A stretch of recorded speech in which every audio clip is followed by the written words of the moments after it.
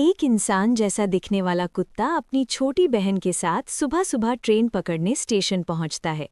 Train आते ही इतनी भीड़ हो जाती है कि भीड़ के धक्के से बहन प्लेटफॉर्म पर ही छूट जाती है और भाई ट्रेन में चला जाता है।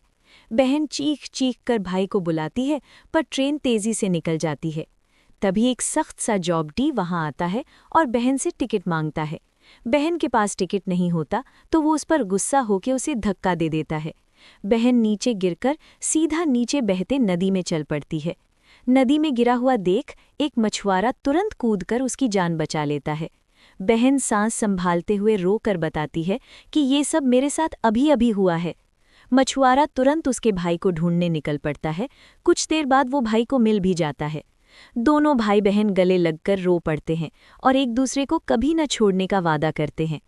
इस तरह के वीडियो के लिए चैनल को थोड़ा लाइक, कमेंट एंड सब्सक्राइब कर दीजिए ना।